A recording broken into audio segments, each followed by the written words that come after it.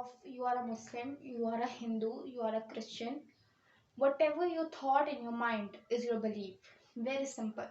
Whatever you thought is your faith. And how I can describe it or deliberate it in terms कि हमें पता है कि हमने सिर्फ अल्लाह से मांगना है. हमें पता है कि यार अल्लाह के सिवा हमें कोई नहीं दे सकता, राइट. हमें ये कैसे पता है, हमने इस पर कैसे यकीन किया है? ना हमने अल्लाह ताला को देखा है, ना हमने अल्लाह ताला को बात करते हुए देखा है, राइट.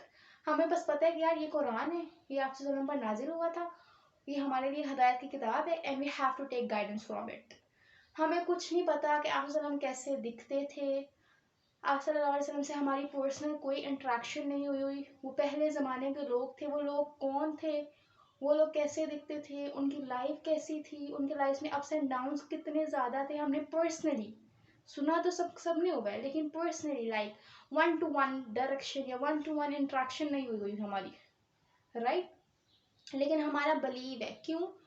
क्योंकि बचपन से हमारे दिमागों में ये थॉट डाला गया है, बाय डिफ़ॉल्ट ये थॉट डाला जाता है कि यार हमने सिर्फ अल्लाह की इबादत करनी है, सिर्फ अल्लाह के सामने झुकना है, सिर्फ अल्लाह से मांगना है.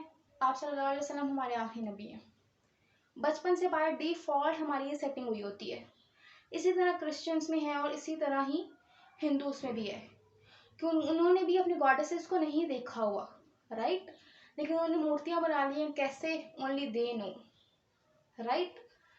उनकी 1-to-1 जो है इंट्रैक्शन नहीं हुई, वो पर्सनली एसोसिएटेड नहीं थे उन गॉडेसेस के साथ, लेकिन फिर भी वो उनको मानते हैं, उनकी पूजा करते हैं, राइट. उनसे ही मांगते हैं, उनके सामने ही रोते हैं जाकर.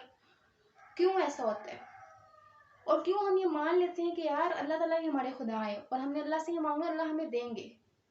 हम मान इस वजह से लेते हैं क्योंकि जब हम अल्लाह से मांगते हैं और अल्लाह हमें देते हैं तो हमें इस अपने थॉट पे यकीन आना शुरू हो जाता है कि अल्लाह ताला के पास कोई पावर है या कोई पावर यूनिवर्स में ज़रूर एग्जिस्ट करती है जो कि आपके मांगने पे आपको दे रही है.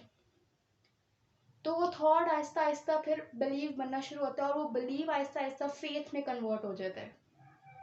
लेकिन हम मुसलमानों के अंदर ये बाय फॉल्ट चीज़ें होती हैं, तो हम शुरू से इसे एज अ बिलीव ही ट्रीट करते हैं, एज अ फेथ ही ट्रीट करते हैं.